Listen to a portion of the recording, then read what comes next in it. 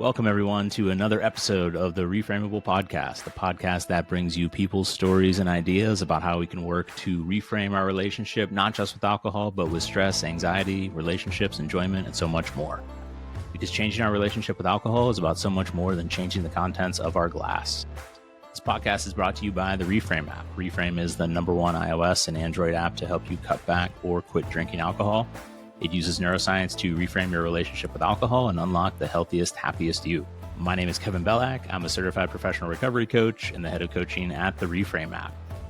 Today's guest is Jerry Henderson. Jerry is the creator of the Personal Mastery Framework, author, speaker, transformational coach, and the host of the Personal Mastery Podcast. Trained at Harvard University in human behavior, the psychology of happiness, resilience, and habit formation, he works with high achievers to help them create a life that feels as good on the inside as it looks on the outside. Please welcome to the podcast, Jerry Henderson. Jerry, how's it going today?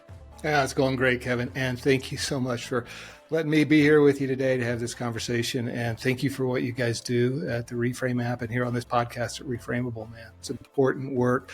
Just honored to be here. No, I appreciate it. And I appreciate everything you're doing out there. The work you put in specifically around things like shame. And as it said in there in your bio, it feels as good on the inside as it looks on the outside. Yeah, I was just in a men's meeting today and there was a lot of talk about how like we project this persona out to everyone else about how we're showing up and I can handle everything. I'm going to say yes to everything. And whether it's people pleasing or things like that. But even though on the inside, it's like we are struggling and we are not happy, but sometimes we feel we can't say that to other people. Absolutely.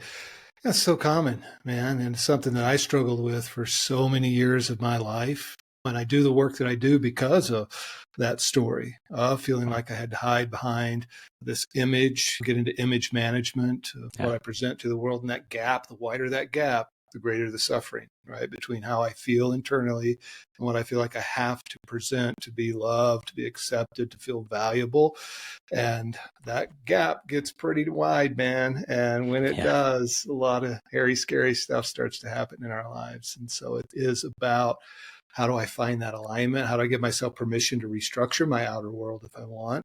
And then how do I do the work internally so it does actually feel good to be in here, our relationship with ourselves. So Yeah, it's that twofold. It's restructuring the outer and dealing with the inner because, you could say, I just need to, maybe sometimes it feels like I just need to do more. I just need to do better with internally to catch up to the external. But really we can get so far out of alignment because we just are doing things that we aren't happy with. We don't want to. We just feel stuck sometimes with the world that we've created. And it's not like the way I see that is we don't just get there in a day. Things slowly build over time and grow and change. And we can stop years down the road and be like, wait, how did I get here?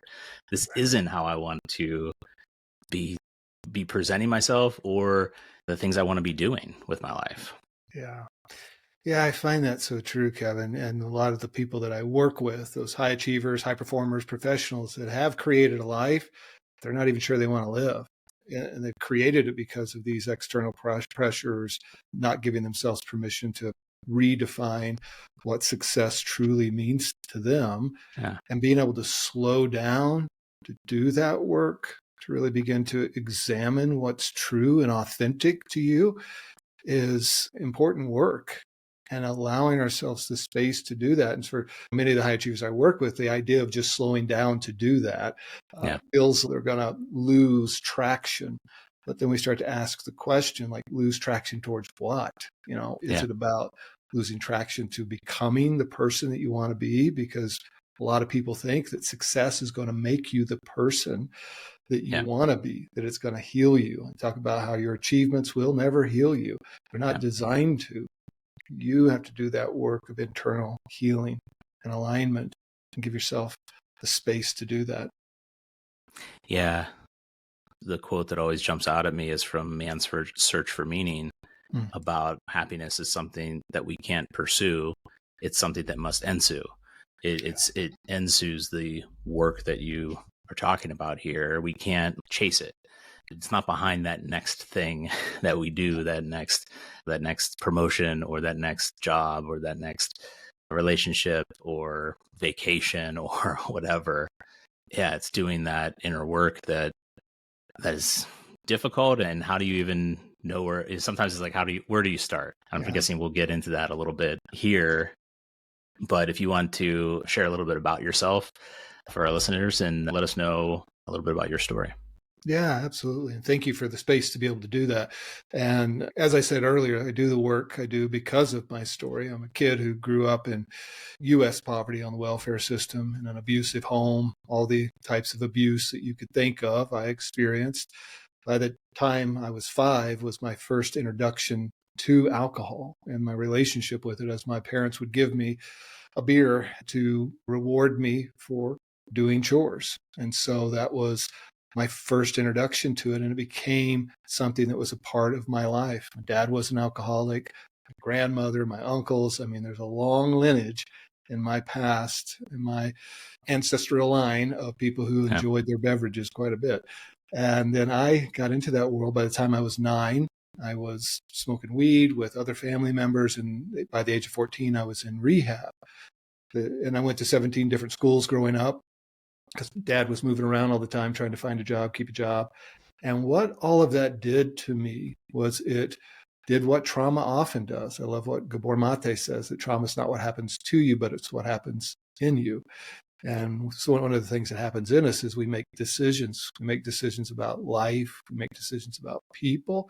And most importantly, we make decisions about ourselves. And the decision I made about myself was that there was something wrong with me. I was broken. And in today's language, we would call that shame. I didn't know I had shame. I just knew I was walking around on this planet like I was a problem. And the difference between guilt and shame, of course, guilt, I did something I don't feel so good about. Yeah. Shame, I don't feel good about me. There's something wrong with me. Mm-hmm. So I carried that for decades. And I started to be a high achiever, to try to prove myself, or to try to prove to others.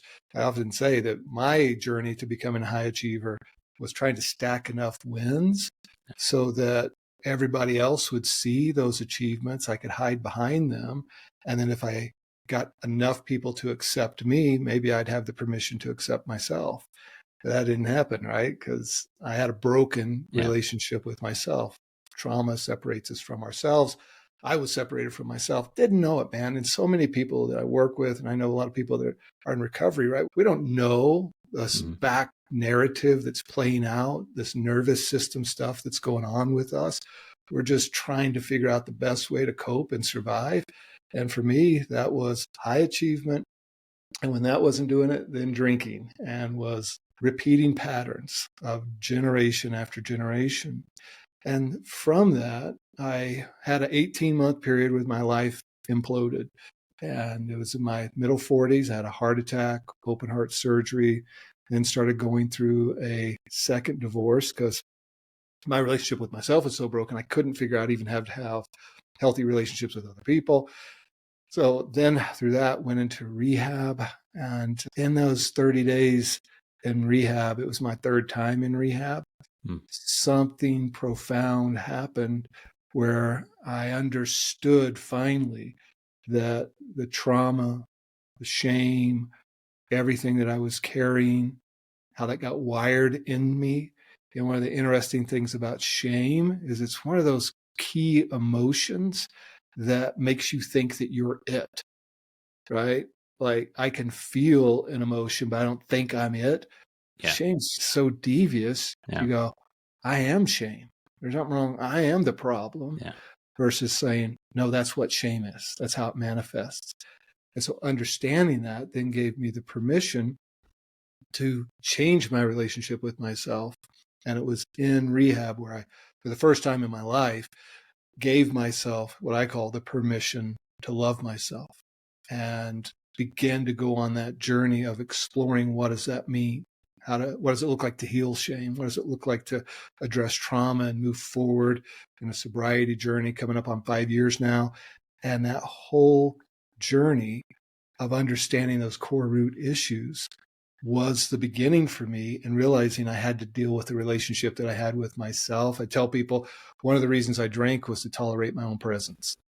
And we all know that, right? As people who, are in recovery or who are still in that space of struggling, suffering, trying to escape ourselves. What once was take the edge off or whatever, becomes something to quiet the noise of us towards ourselves. So, it becomes that vicious circle too of, to quiet the noise of ourselves, but also it adds to the shame and that feeling. So when we get up the next day, we feel even worse and then need to go back to it again. Yeah. Thank you for sharing that. Congratulations on coming up on 5 years here. I believe you said next month too. What would you say that that third stint in rehab you mentioned, there was something that changed or it was different? What was it about that tripped that feeling or that change? Yeah. For me, the other times, and of course, I'd gone through all the self-detoxing at home multiple times, all the things that we do. And one of the challenges was for me that it was always about somebody else or about trying to clean up my act so that I could sustain the life that I was building. Because on the outside, it looked like everything was okay for the most part.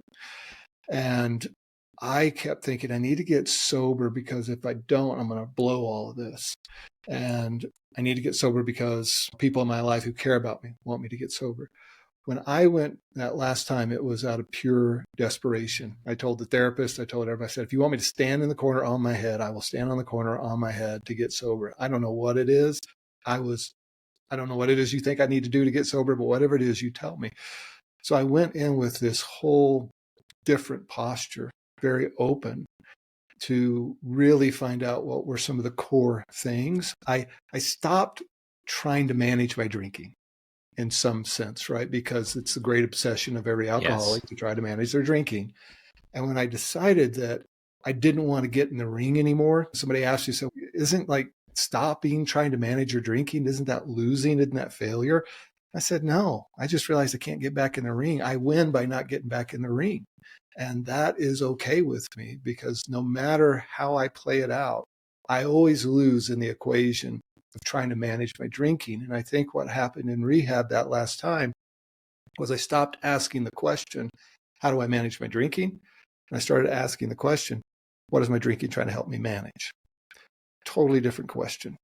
And then that began to open me up to myself to get inside and go, what are those sources of pain and suffering that you've been avoiding and drowning yourself to distract yourself from? And started doing that work. And then entered into the work of what I didn't even know existed, some of the most powerful work of learning radical self-love, radical self-compassion, and acceptance. Yeah. I say pain got me sober. Love has kept me sober. I love that. I mean, people talk about, once you getting out of our comfort zone or things like that. And I know towards the end of my drinking, like it wasn't a comfort zone, but it was the known. It was the familiar zone. And I needed to get to a point where I was so uncomfortable or I had that point where I was like, okay, without any other kind of external ramifications happening, I need to get to the point where I was so uncomfortable that I'm like, you know what, I'm willing to venture out into the unfamiliar. Finally, to do something. But a lot of that was the last straw was a lot of shame around what I was doing behind closed doors, that I was trying to keep that, like you said, that persona of everything's good. And it wasn't. I love how you said too, I stopped trying to manage my drinking and flipped it to asking the question, like, what is my drinking trying to manage? Yeah. And that's just it, right? It's not about, yes, it's an addictive substance and we can become dependent on it. But ultimately, what is the reason why I'm reaching for that? Part of it could just be, hey, I got home from work and it's a habit that I have. But it started out as something else. It started out as a coping mechanism for something. And it usually is helping us in some area, or at least that's the idea of it. Yeah, totally agree. Yeah, that coping mechanism that starts to become a little bit more. We know our relationship with alcohol, and some people, I obviously haven't gone to some of the extent I went to in my drinking, went beyond a coping mechanism and habit to full on addiction. And it became my life. My life was structured around it in so many ways. And when I started to look at it, reframe it, totally different perspective on it, that's when things really began to break open. And I stopped judging myself and about the drinking. And I remember when a therapist first said to me, good on you that you figured out how to survive by drinking. And what once served you just isn't serving you anymore. And let's stop the shame, because as you talked about, when we shame ourselves for drinking, because we're trying to remove shame, we drink more, we just get stuck in that loop. And we just keep trying to relieve ourselves of that shame. And the beautiful thing is how shame can be healed, and we can let go of that belief that we carry about ourselves. Yeah. So where do we start with that even? I always reference, like, it's probably Brene Brown, I think, where it's like, guilt is I did something wrong or I did something bad, or versus shame, whereas I am bad. Yeah. Especially when we're trying to do something that can be so important and so necessary, of whether it's cutting back or quitting and removing alcohol totally, there's going to be slips, there's going to be relapses, there's going to be bumps along the road, and the shame can like pile on those as well. Where do we start? Yeah. And I think everybody's journey is different, where they're at and where they start. And I'll just share some of my experience and share some stories with people that I've worked with and what I found, even through the research that I think really helps people. And it really is about changing not our relationship with just alcohol or just substances, but changing our relationship with ourselves. And I realized that one of the things I was trying to do was to shame myself out of drinking, to beat myself up enough that I would stop. I became my own abuser. And I have a quote that I've shared in my book about, you cannot heal the voice of an inner critic with the voice of another inner critic. And we keep thinking that we're going to use a tough approach on ourselves or all of these things. And tough approach is needed at times, right? Yeah. But this approach of kindness and gentleness towards ourselves, accessing and understanding the part of us that carries the shame. One of the things I really love is the work of internal family systems, Dr. Richard Schwartz, and how we can find that part that carries shame, which is usually a much younger part of us, that it got transferred to. We didn't come on this planet born with shame. It got handed to us by people who are often trying to relieve their own sense of shame. Yeah. And it gets translated to us. We begin to carry it. We begin to identify with it. We begin to get it as a core belief. We begin to then reinforce that core belief with the patterns, the behavior, the self-talk, the choices. And we make those choices and we think, yeah, see, I am the person who deserves these things, and understanding that it's things that got wired in us. And so when we understand that we're carrying this sense that we got handed to us at a very young age, often, and that younger part of us that we can meet with gentleness and kindness and compassion, it relaxes the energy that we have towards ourselves. Because we're in here at a war with ourselves when we're in shame or we're trying to recover and we have these slips and setbacks. Yeah. We're going to war on ourselves. Research will tell us that keeps the limbic system, the amygdala, that whole system up in the state of fight or flight. It's releasing lower levels of cortisol, stress hormones, by the way that we treat ourselves, by the way that we talk about ourselves. And then that is, once again, the body, the brain, all of it's then saying, I want to escape from that. I want to relax my nervous system with another drink. I'm so stressed. I'm so tense. But one of the things that's keeping us there is that internal relationship. So if we can start to work on changing the way we view ourselves by changing the way we think about ourselves, talk to ourselves, see ourselves, and allow others to, that's a journey, right? Allow others to treat us. It doesn't happen overnight. Yeah. But we begin to work in that space. And one of the things that I think is really foundational, one, is understand that you weren't born with it. It's not who you are. I know that's hard, man, because it feels like it's you. It feels normal. And when you try to change, is almost like there's this bungee cord pulling you back. And when we understand that's nervous system stuff, it's core belief stuff beyond identity. It's just how our brain has gotten addicted to shame. Just like we've gotten addicted to alcohol, you can get addicted to shame. You can get addicted to not negative thought loops. Because when you think a negative thought, it releases a chemical in your body that then activates emotions. And of course, we have trauma stored in the body, and the body can kick up those sensations as well and then produce the thought. But we get into that space, negative thinking releases the chemical that when felt, the emotion then makes us feel another or activate another thought. And then all of that's happening. And we're releasing all these chemicals. That feels like home to us. As terrible as it feels, it can feel like home to us. So understand you're not born with it, becomes an addiction, and then going through a process of de-identifying or disidentifying from the shame, understanding how it works in that cycle. We just need to create a little bit of space between us and the shame. If we can create that crack where the light will enter in, and we can just give ourselves that space, it will then start to change everything if we'll let it. But we just got to, the stickiness of shame, we just got to give it some space from us so that we can see it and start working on it. And once again, that's things like therapy, coaching, internal family systems work, etc. Yeah.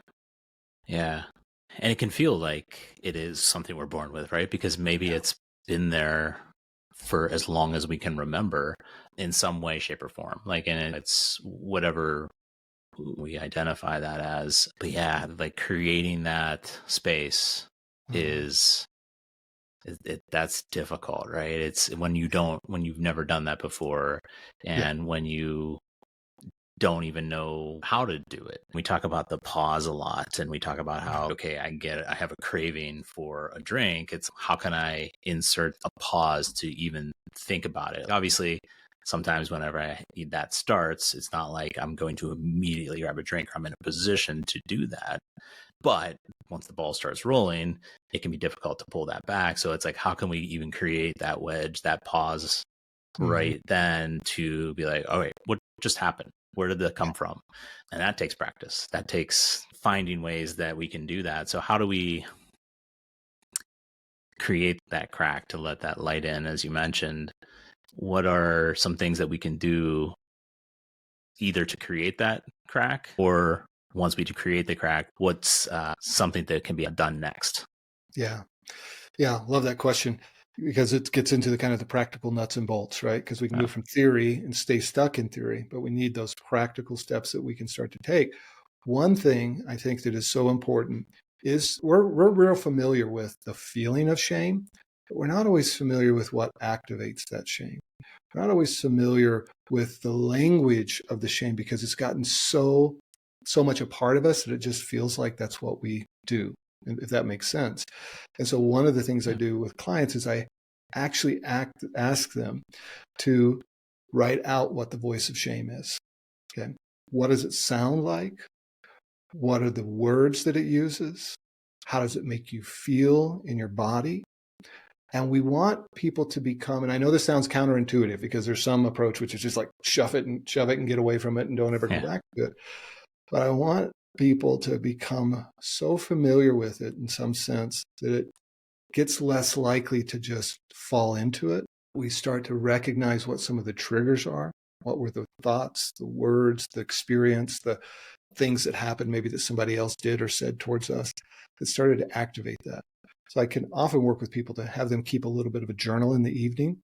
Not a lot of work, but just a journal to say, did I feel shame today? Did I feel like I was the problem? There's something wrong with me. And if I did, what was it around? What was I thinking? What was I experiencing? And that's work so that we know when it starts to show up and it doesn't just pull us into the mindlessness. Now, once that thing starts to show up, and the other trick behind this is that it's putting you into the observer mode, right? Which is creating the space, which is such an important part of my journey, is things like mindfulness and meditation that allowed me to become more self-aware. So the more self-aware I can become, the more I notice when that shows up. So that observer mode in itself creates a little bit of space between me and the shame. I get to witness it. I get to see it. I get to see that doesn't happen to me all day long. There's other times during the day where I don't feel that. So if there's times I'm feeling it and times I'm not feeling it, it can't just be me. It's an emotion. It's things that happen. It's a belief system. It's wiring. So from there, when we can do that, then there are techniques. I mean, I've done everything from asking people to put a bracelet on their wrists that remind them to kick into a mantra that they might have. And we can talk about mantras and why sometimes they're not effective and they feel like we're faking it until we're making it. And the actual neuroscience, there is a science of mantras and affirmations. The other thing is that we pick this thing up, our cell phones, 200 to 300 times a day, right? And so in picking that thing up, we can put something on our screensaver that is a phrase that we want to have at the ready when that gap shows up, when we feel the shame and we create that little bit of space. And the space can come from seeing the affirmation on the cell phone, looking at the bracelet. I've had clients that I've worked with, I've said stick sticky notes on your refrigerator, on your mirror, in your car, wherever you're at, so that you have that visual, because we get a cue. The cue's the thought, the cue's the emotion, drags us into the shame. We need to disrupt it. And visuals are one of the best ways that we can use to disrupt that, to pull us back up out of it.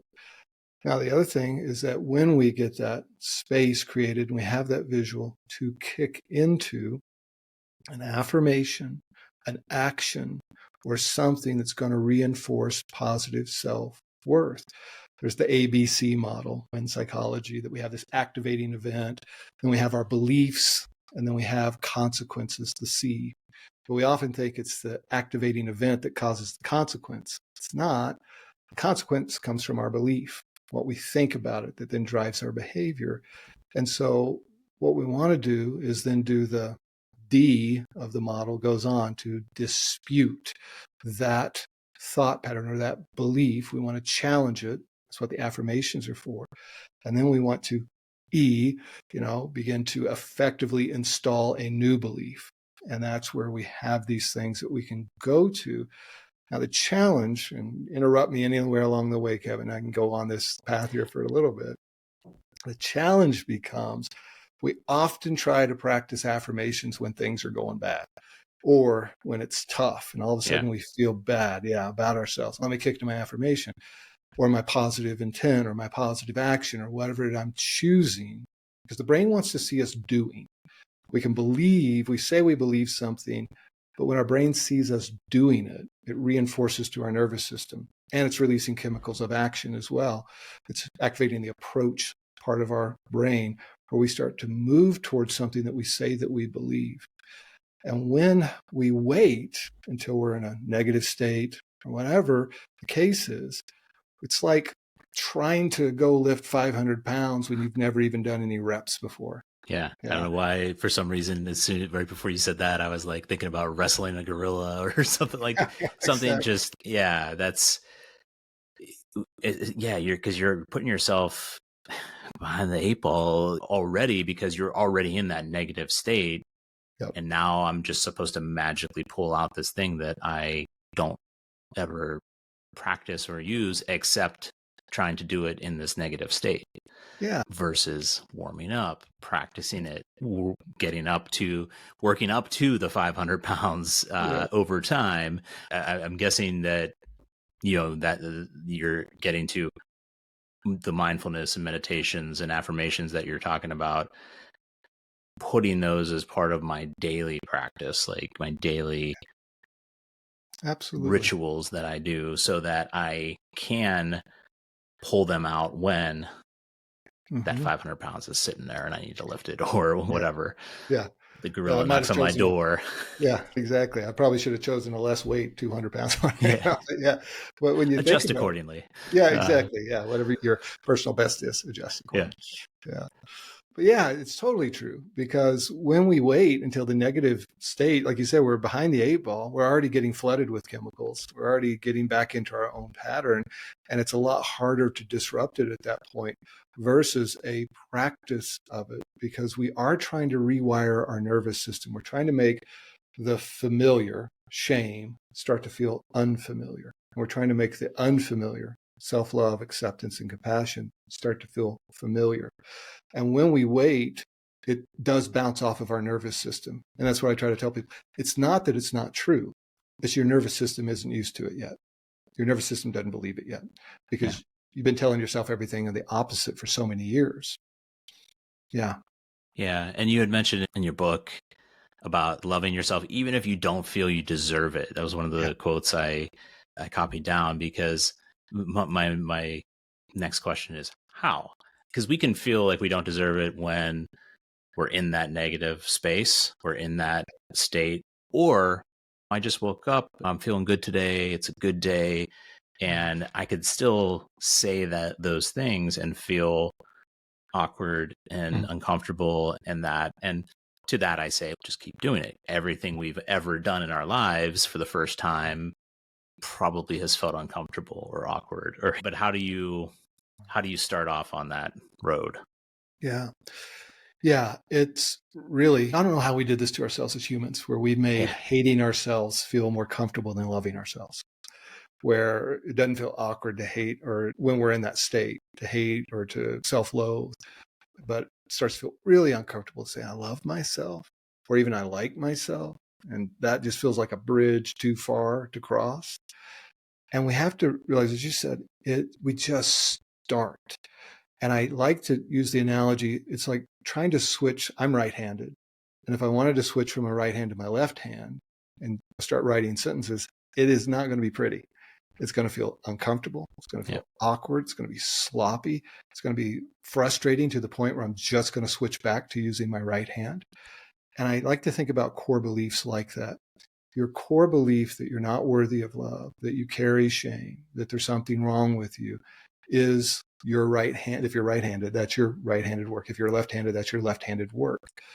Switching is doing the work of wiring new neural pathways, making new connections in your brain, creating new habits. Learning to be compassionate, loving towards yourself is a skill that anybody would have to learn, to put effort into, or anybody can learn. It's like learning a new language. I'm not going to learn it day one. I got to learn the structure of it. I got to practice it. It's got to become something that's familiar to me.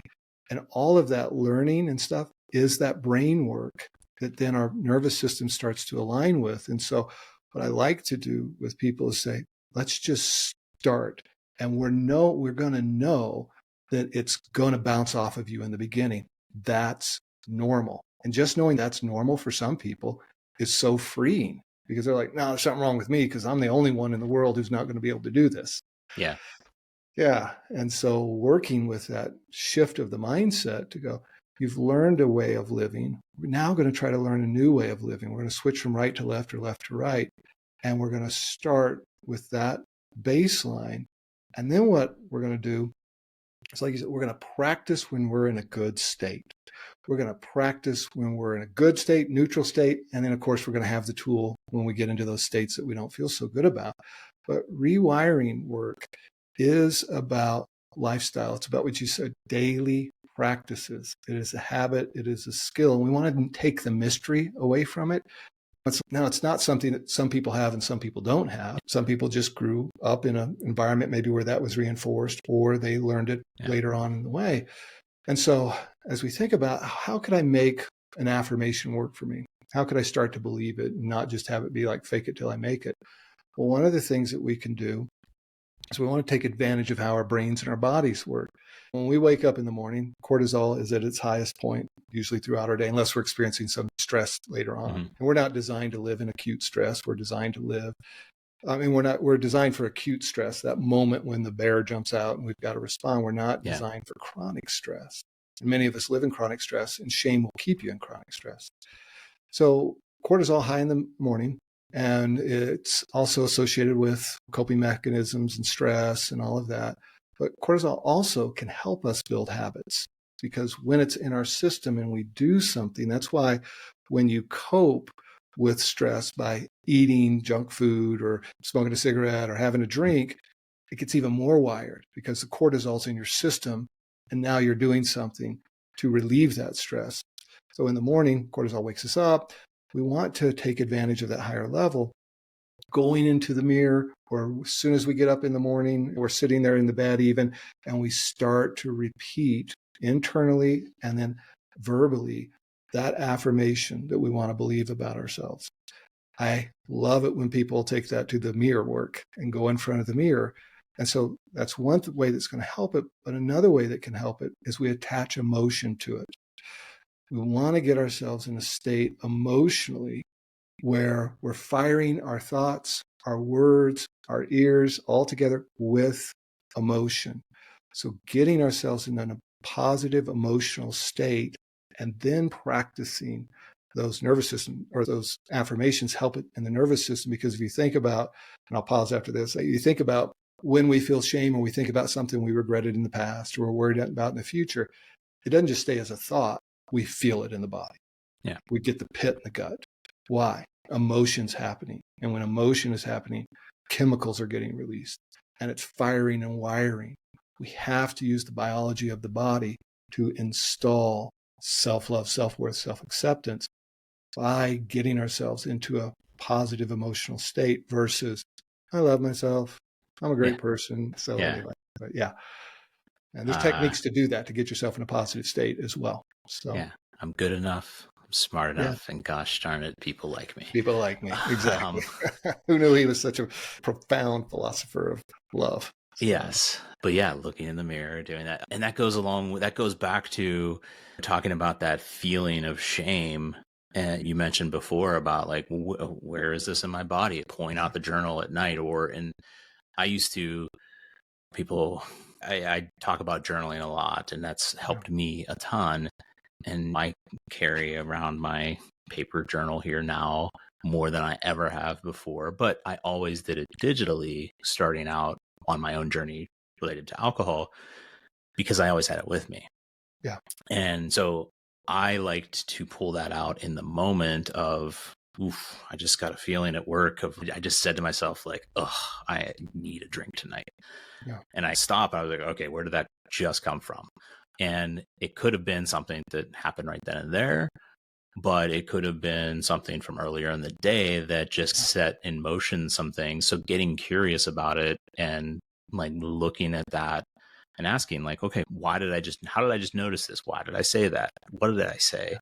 But identifying it there, you can then the next time it happens, you can maybe remember a little bit quicker. Okay, I'm feeling this now. Whereas sometimes we just skate past all that and ignore it and just say, I need a drink, and we don't acknowledge it. And we keep pushing and pushing along. And then we get to the point where, okay, I don't remember anything that happened. And it's not about going back to my journal and looking at it. It's about the fact that I paused and wrote it down. It's going to help me remember. But in the same way, I like how you're bringing in all of our senses into the opposite too. That I don't know if it's opposite, but that bringing in those positive emotions, looking in the mirror. I don't know if you used to talk about expressions. Am I smiling? Am I like, what is the proper? I mean, I guess it could be different. That doesn't have to be a full on smile. It can be awkward, but there is science behind that too. Smiling in the mirror for 30 seconds will put you in a better mood. Try it. I've actually done that on community meetings where I'm like, all right, you don't have to turn your camera off, but everybody at the end of this meeting, we're looking in and let's smile. I'm going to set a timer and let's do it. And it's usually fun to do that. But, I've done it once or twice. It's not like I do it all the time. Don't worry. But that's awesome. But recognizing the voice too, that you mentioned that shame presents. Yeah. Identifying it. What does it sound like? I like putting names to things or characters or something like that. So it helps, as you mentioned before too, separate that feeling or thought or emotion from myself a little bit, because it is just something that it's not who I am. It's something I'm feeling right now. Whatever ways that we can use to identify it and separate it can be very helpful. So helpful. And I love the fact you mentioned the journaling, the pausing, the reflecting. Was it Carl Jung who said, until you make the subconscious conscious, it'll continue to control your life and you'll blame it on fate. And this is part of the work, right? Or in the case of shame, you'll blame it on that's who you are.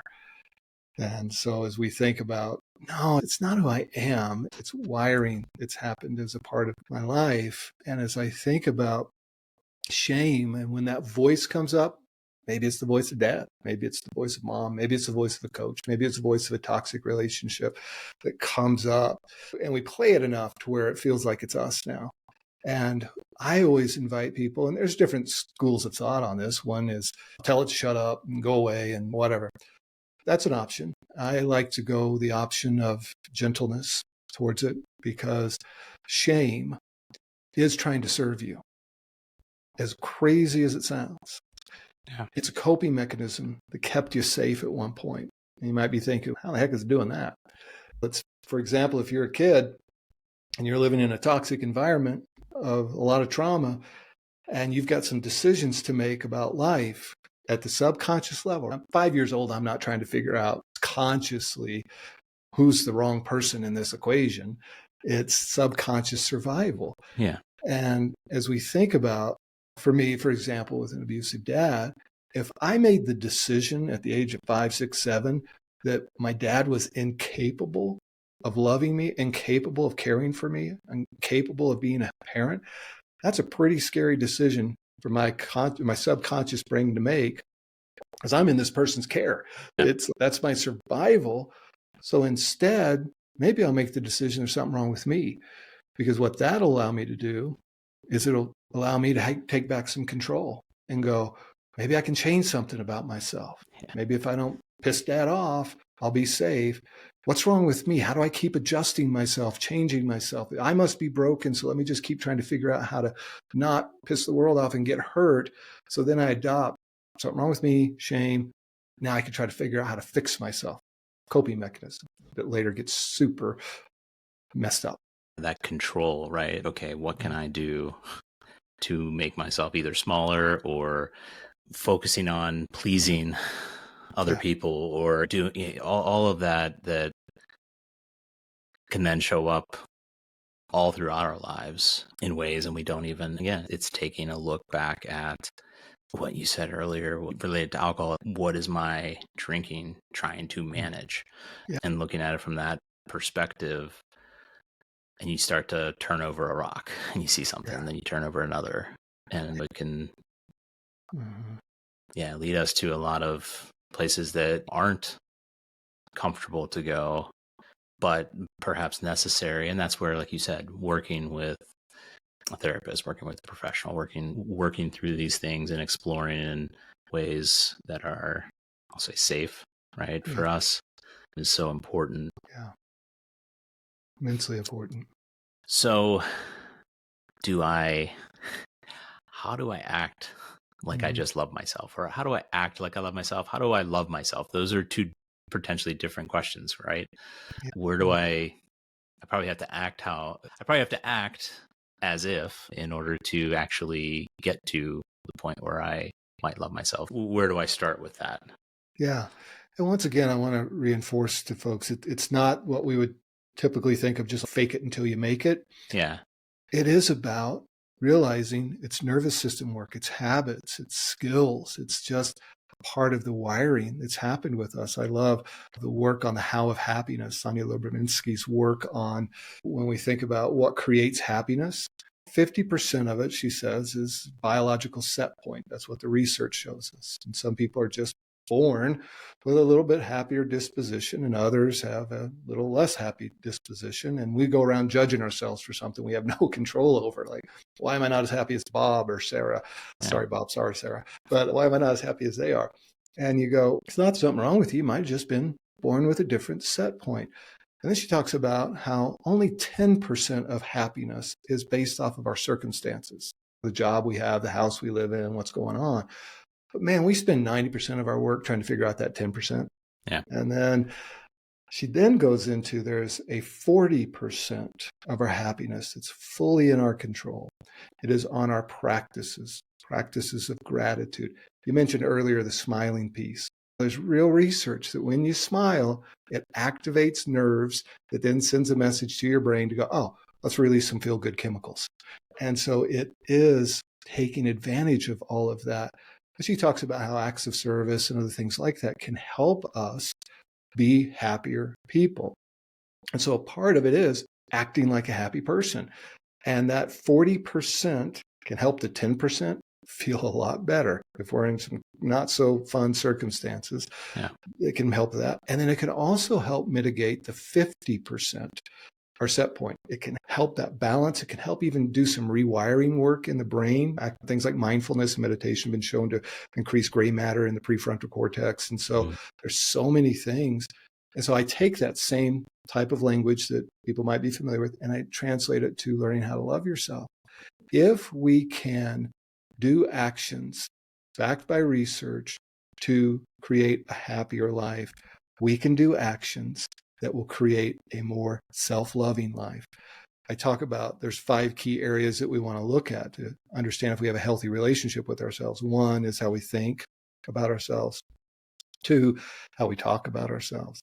3, how we see ourselves. I look in the mirror, when I visualize myself, that overall seeing of who I am. Number 4 is how I act towards myself or don't act towards myself.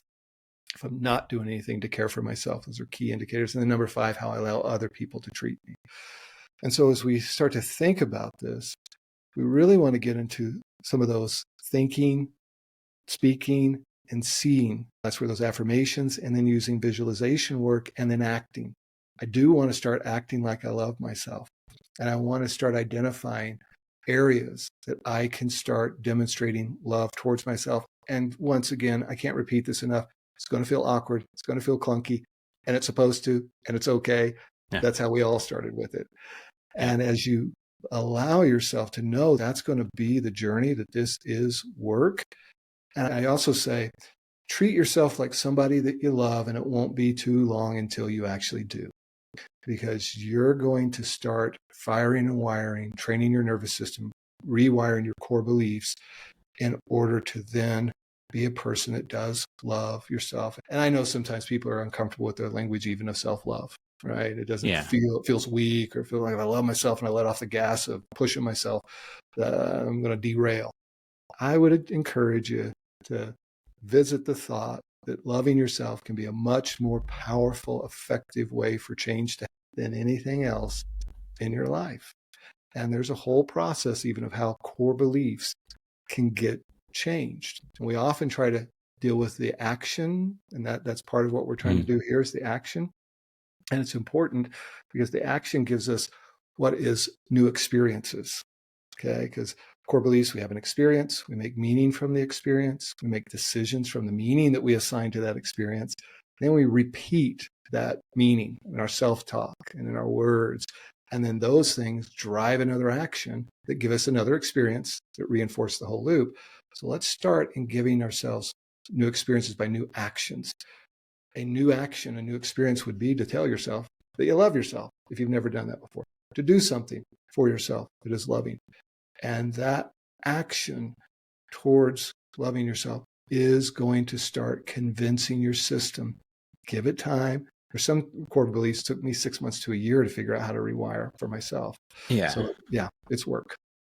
Yeah, because if I'm telling myself, like, let's just say I'm a piece of crap for making a mistake or whatever, like I'm so quick with that, or I'm so quick to beat myself up when, and this is how I kind of view this whole thought of like self-love and thinking of things this way is I might have done that method of beating myself up, telling myself I'm a piece of shit, whatever, because I did something wrong or because I was something that I didn't like. And I reinforced that over a long period of time, that stuck. So if I'm reinforcing that, if I'm using that and that worked, why wouldn't the opposite, me telling myself, you know what, I am deserving of love. I am, whatever those affirmations are, whatever those things are that we tell ourselves in the positive way, why wouldn't that help us to rewire our brain in a very similar way? Because the opposites worked well thus far. So why not give it another voice, another a vote in my head of, you know what, let's look at this from a different angle. So I do Absolutely. think that is, I think coming to terms, and that's part of like I know in the past coming to terms with it. Because when I started working with my therapist, one of the first things I started doing was she gave me some affirmations. And yeah, I repeated those and I just went through them. First, I was just reading them every day or on my phone. And I would go in and I would write my 3 things I was grateful for every day and be like, I'm grateful for my wife, my job, my daughter, my coffee in my hand right now, whatever. And then I'd read the affirmations real quick and go through it. But I showed up and I did that. And then after a while, I got bored writing the same things down that I was grateful for. The more I read those affirmations that she gave me, the more maybe one day, one part of that one caught me in particular. And I stopped and I reread it and I said it out loud. And I did. So by doing it and by coming back to it and repeating it, then I started saying, okay, you're not writing the same 3 things down that you're grateful for. You're going to come up with something new every day. Yeah. And then imagine that I started coming up with new things and just, I was like, whoa, didn't even think about that before.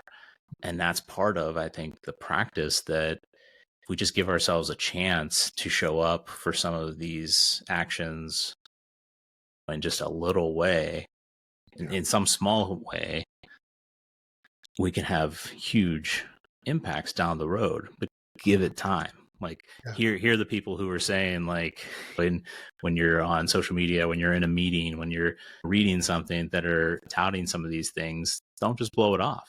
Yeah. Absolutely. And I got to tell you, before I got on this work and this space, it's been so transformative for me and other people that I work with, I would blow some of that stuff off as well, because what I was doing subconsciously that was then being expressed consciously was I was protecting myself by blowing it off. Because I would say, oh, of course they could do it because of X, Y, and Z, but I certainly can't because of ABC. And we all have those things, Yeah. right? If I tell you, love yourself, forgive yourself, you're going to come up with 5 reasons why you can't. Then you're going to boil it down to 2. You're probably going to boil it down to 1. It's no. I am not allowed to give myself permission to love myself because of these 1 or 2 things. I did them. I feel terrible about them. And in our brains, we're so familiar with us that we're so familiar with our struggles, but we can then give grace and understanding to other people and go, of course, Kevin can do all this amazing work with helping people and the Reframe app and the community he's building and all of the things that they're doing that's helping hundreds of thousands of people, if not millions. You go, well, of course he could do that because it's Kevin. And rewind, right? Your story, where you're at. And you go, no, it's not that. We got to understand it's a protection mechanism, even to say that and to look at somebody and go, they can do it, but I can't because I'm afraid that if I let go of those 1 or 2 things, right, and give myself permission to move beyond those, maybe I'll screw up again. Maybe I'll repeat them. And maybe me beating the hell out of myself is a way to keep me from repeating that. If I keep punishing myself, I won't do it again. I want to stay safe and I don't want to do that stuff. And you go, no, loving yourself. Punishment is not corrective. We think it is.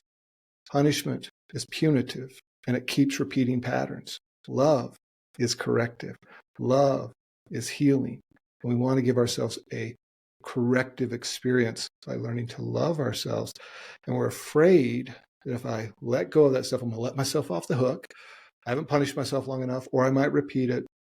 And then the other thing, sometimes people, self-love is narcissistic and doing that kind of stuff. I know this person who did that, and all of a sudden they started dismissing the responsibilities, acting like this person, being super selfish. It's not selfish. It's not narcissistic. Actually, narcissism, research says, is one of the deepest expressions of shame. And according to the research by Dr. Brene Brown, and so as you look at that, you go, wow, what if you started to just inch towards an affirmation? And it also gets stored in the body, right? The trauma is, I love the work of the body keeps the score. Yeah. Somatic therapy can help us release that stuff as well. Breath work can help us release those feelings and telling ourselves that we're worthy of love as we're doing breath work that's releasing all of those chemicals in our brain that are also allowing us to wire that belief into our nervous system. Yeah. It's powerful work. Yeah, absolutely. You mentioned about how, oh, I know that person who, yeah, they're who does that, and they're all about themselves now, and they're very Yeah. selfish, and or whatever it is. We all know someone who did something who can be a reason why we look negatively upon that. But challenge that. Oh, if you see that and you have a negative view on something that you hear, let's say in this podcast, right? Okay, why? Dig into that. Why is that? And is it something just because you're like, no, I can't, I don't want to do that because I'm stuck in this maybe cycle of shame. And so it's almost like a protective measure there on shame's part to steer us away from that. But challenge yourself to try some of these things, regardless of what somebody else said about affirmations or gratitude or yoga or Mhm. whatever it is, and find a way that works for you. Because I mean, there's so many, like the things that I mentioned that I did, the things that you're mentioning here, like those are just a few examples.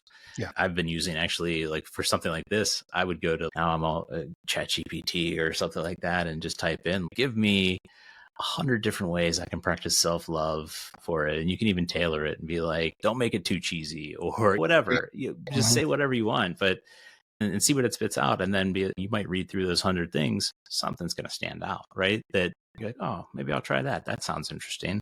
But give things a fair shot. And I say that as somebody who would shut things down very quickly if if I heard something or if I was like, no, that's not going to work because I had a different belief.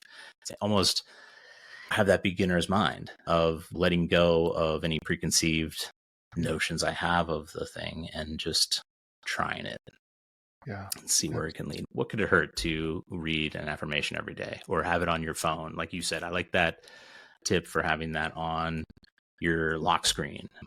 I shared that recently in a journaling meeting where we were talking about identifying emotions, identifying feelings, and we broke out the feelings wheel. And I was like, put that as your lock screen, hang it up in your office or at home somewhere as a reminder. Whenever you feel a certain way, dig in. Oh, I'm so mad right now. It's okay. What am I actually?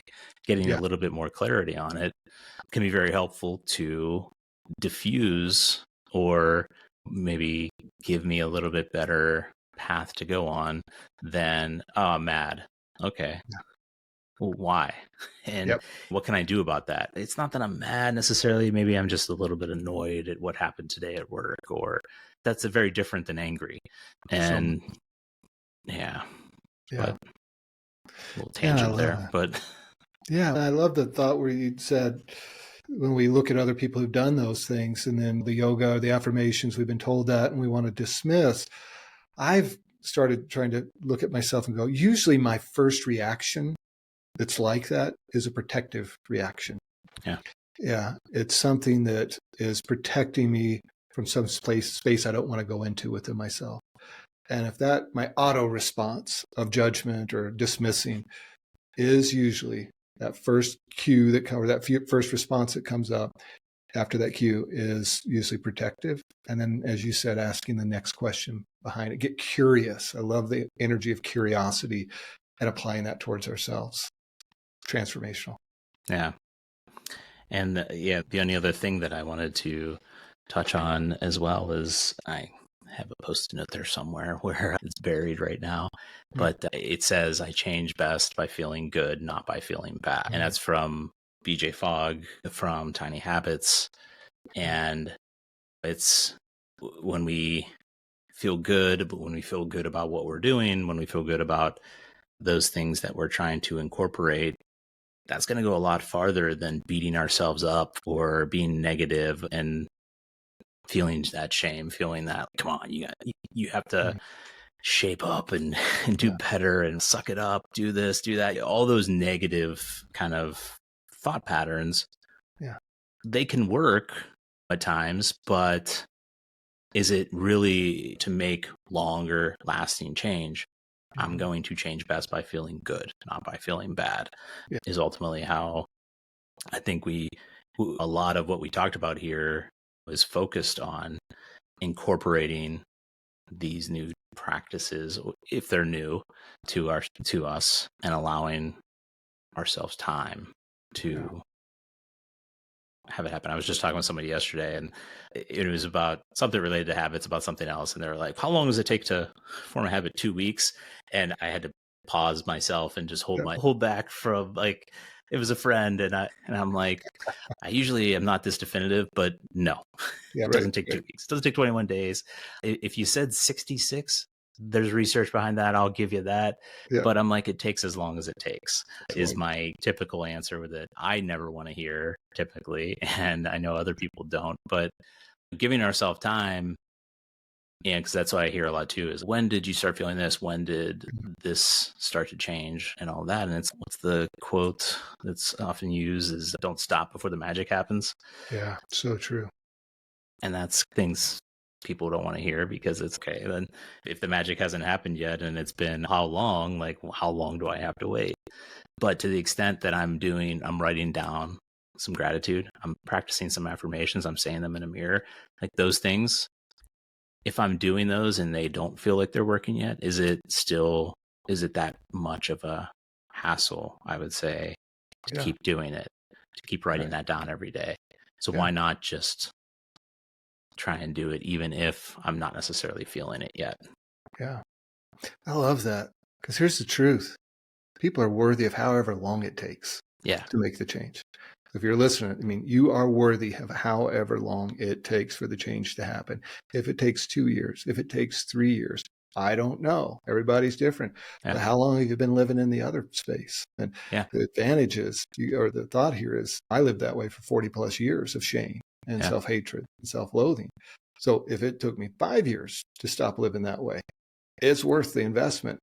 And when you're worthy of that investment, we think that healing is something to be achieved. It needs to happen fast. It needs to, and if it doesn't hit certain metrics, then there's something wrong with me. All of that is, once again, shame manifesting in a different way. It didn't work fast enough, so there's something wrong with me. When you catch that there's something wrong with me, it's that sneaky shame thing coming back. And it takes, as you said, as long as it takes, and you're worthy of it. So I love that. You're worthy of as long as it takes. Yep. Absolutely true. Yeah. Thank you for that. Yeah. Yeah. Is there anything else that you wanted to touch on or mention before we wrap it up? I don't know. I think I'm okay. I'm trying to think if there's anything else that might serve people as they're in this journey about healing and a journey of sobriety, getting rid of shame. I think I'm okay. Anything else that you could think of? No, I mean, I think we covered a lot of good ground there, and a lot of takeaways that I know I'm going to. You might even have me getting back into my affirmations again, because I haven't practiced, I'll use that word, those in a while. I look at those usually on I'll say a monthly. There's like a monthly review that I go through that I end up seeing those, but I don't practice those like I do some other things. So I think I'm going to pull those out and dust those off and actually rework them, because my affirmations that my therapist gave me were specific for what the things I was going through 6 years ago. Yeah. And I added some on along the way. But to really look at what is that I want to affirm right now, that's been stuck in my head the past hour, essentially, of what are my new affirmations. I think I need a reboot there. So I'm going to take a look at that. Yeah, it's so true, isn't it? Because we're like going, I always say we're on this upward spiral in growth, right? And what worked here, even though sometimes we're going around to some of the same issues, it feels like the same issues, we're just in a different place with it, and different affirmations for different times of life. And I don't think affirmations are a fix-all, but I think they're a fantastically powerful thing. That self-talk, research is so clear how incredibly powerful it is to transform us. Or to pull us into. I like to say, it's one of the things in my book, that when I realized I was the source of my own suffering, I also realized I could be the source of my own healing. Oh, that's one thing I did want to say, is not that phrase, but you said something earlier about how some of these things that we do to ourselves, negative self-talk or trying to just grind ourselves or whatever, can work. And they can help work, try to keep us in line. But I'll just invite people to ask maybe a different question. But besides, is it working? Is it healing you? Because we can find things that work to keep us from behaviors that we don't want, or keep us in line, or whatever our story is that negative self-talk or shame is doing for us. But it's not always about, does it work? Does it heal? Because we want to get to the place where healing happens. And for me in my journey, and I struggled even with it as a guy, I'll do the whole guy thing right now. It was for me like self-love, whatever, man. I need to beat myself into change. And when I realized that loving myself was the bravest, most courageous thing that I could do, when there was zero shame, and being a person who freely accepts and is trying to normalize self-love among all people, that loving ourselves should be as normal as breathing, because we are worthy of love. And when we understand that shame and all that stuff, may keep us in line, it might work to change some behaviors, but does it heal us? And we want healing, and love is the most, once again, healing force that I know of. Yeah. I pictured a Band-Aid there. Shame being, or alcohol as a Band-Aid. It can help in the moment, right? It can help then, but is it fixing what's underneath, or is it just covering it up and letting it fester? And And so ripping that Band-Aid off and exposing it, and not exposing it, that sounds dramatic, but just shining that, allowing the light to shine on it, that opening that crack that you mentioned earlier. Yeah. And actually doing the things that can heal it. I mean, I don't think anybody, I'm sure any people can. I was gonna say, I don't think anybody can argue with that, but yeah, somebody can argue about anything. I'll retract that statement. But it's just like like you mentioned, as a guy, like that, I always think of the strong silent type. That's a good thing. Yeah. If that's so strong to be silent, why was it so easy to be silent? Like when it was so difficult to like raise my hand and say the things that I was scared to say, that I was ashamed to say, that I was worried about, so that's the strength, is allowing ourselves to love ourselves, not sucking it up and just moving on to the next thing. I love that. Is it healing you? Yeah. Self-love isn't about avoiding. It's not just about pretending. It's allowing us to witness ourselves. Because you said like exposing, take the Band-Aid off and expose. It's take the Band-Aid off and witness pain, hold space for it, show empathy. Empathy is one of the most healing things for shame, when people show us empathy, but we can also practice empathy towards ourselves and witnessing, because we can bury our pain under the shame and get so focused in on how we feel, but never let ourselves witness that pain that's there, so that love can enter in and bring healing to it. And it's so radically different sometimes than what people's approach is. Yeah. I know it was for me. Yeah, absolutely. I appreciate you sharing this with us here. This is such a great conversation. And I like doing what I do because I'm working on myself and along the way. So, I mean, learning is one of my biggest tools that I have on my own journey. It's just, okay, how can I learn about my body, my mind, my relationships, myself, all of those things, whatever, and keep that going. So I love this, and I appreciate your time here with us. We do typically at the end of these episodes do a little lighthearted, a nugget of the week type of thing, but we call it just, what did you learn this week?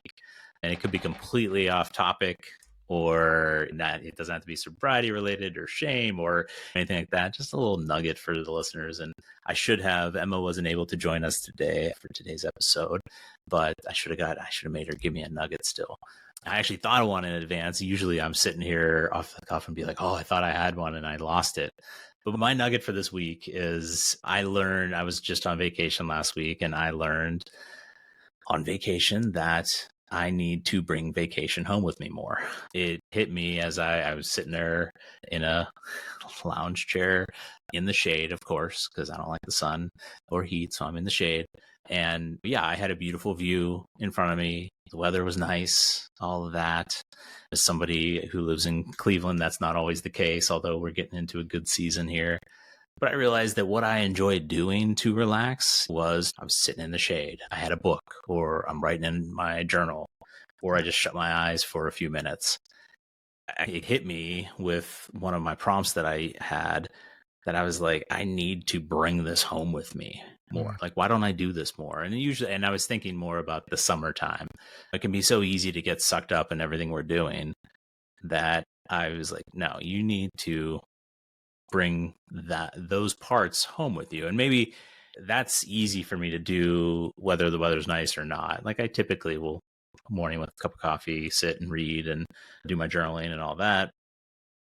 But to do it outside and sit and break out, I have a little hammock that I can hang between two trees that folds up into a little pouch, but I can break that out at any time I want or whatever it is. But how can I bring that practice, I'll use that word, home with me? If I'm on vacation, if you're somebody who likes to explore, how can you explore in your own town? I know for me, I could probably do 100 different things that I've never done before in this area as part of an exploration that could be fun too. So that's my new thought process for at least this summer coming up, is how can I bring a little bit of vacation home? And even if it's just, I'm not saying every day, maybe on the weekends. That's my nugget that I learned this week. But I don't know if you have anything that you'd like to share, but yeah. No, it's so interesting. Thank you for sharing that, Kevin, because it's so true, right? That why do we not give ourselves permission to be living in a state where it's, I love these things when I go on vacation. Why can't I bring them here? And it's crazy that you're mentioning that, because it reminded me, I like to do these little walks that I take to clear my head, but in a different frame of mind. And a year ago, right now, I was on the Camino de Santiago, walking 500 miles from France to Spain and going into the cathedral and all that fun stuff, that historic pilgrimage. And I just needed some space to super clear my brain, evidently, because I did 500 miles of that. And it was fantastic. But there was this like crazy sense of beautiful solitude, connecting with a lot of emotions. And it was one of the most incredible experiences that I had. And the other day I was going for a walk and I thought, man, I'd like to go back and walk the Camino again. And then I thought, why can't I just feel now what I felt then? Because I made a choice in my brain to have a certain presence when I was walking the Camino. Why can't I do that now? And I took the music. I had this little playlist that I listened to a number of times while I was walking the Camino. I said, let me just play that and see what happens. And I took the walk, and and I started getting intentional about, okay, what if I was in Spain right now? I'm just going to act like I'm in Spain in my neighborhood here. And I got to tell you, the music with that intention started releasing all of that emotion. I actually got choked up, and it was a choking up from, remember, the experiencing of the experience, but it was also choking up and going, holy crap, we have incredible power to change our state. And I got so emotional about how incredible it was to be able to just listen to that music, set an intention, and get in a totally different state of being. And like you talked about bringing vacation home, I was able to bring the Camino to my neighborhood. Yeah. It was fantastic. So thanks for sharing that, because it made me remember that walk I took this week and really reinforcing that lesson about how much power we have to change state. Yeah, I love that. Thanks for sharing that. That's music. I love that you brought that into it too. Like, what was I listening to when I was doing that? Or music's been so powerful for me on my journey to just get me into different moods, different states, but it's also those reminders, it's those feelings, it's the words, it's the lyrics, it's all of the stuff that can come from it. It's been such a huge thing for me as well. And that's a great reminder of how can I bring that stayed here, that can be a powerful way to do it. So Sure can. that's awesome. Thanks for sharing that. And yeah, 500 miles, that's a hike. Yeah. That's a lot. How long does that take? Took me 30 days. My high achiever kicked in, and I wanted to, and it was anywhere from 15 to 25 miles plus some days. But it was, I just was going through some transitions in my life and really wanted to give myself some space to breathe. And 30 days. It was fantastic. Yeah. Wow. That's awesome. Yeah, that's great. Thank you for sharing that. Would you, as we close out here, would you like to share where people can find you, what you're working on? We'll include this in the show notes too, but if you'd like to let us know, go ahead. Yeah, absolutely. If you have any interest of connecting, learning a little bit more about what I do, you can go to my website, jerryhenderson.org. And if you're interested in setting up a free strategy call there so we can connect, we can do that. But also on Instagram, you can find me there. My handle is @JerryAHenderson. Send me a message. We'd love to engage with you if you have any questions about what we shared today. Awesome. Thank you. And thank you all for listening to this week's episode with our special guest, Jerry Henderson. The Reframeable Podcast is brought to you by the Reframe app. Reframe is the #1 iOS and Android app to help you cut back or quit drinking alcohol. It uses neuroscience to reframe your relationship with alcohol and unlock the healthiest, happiest you.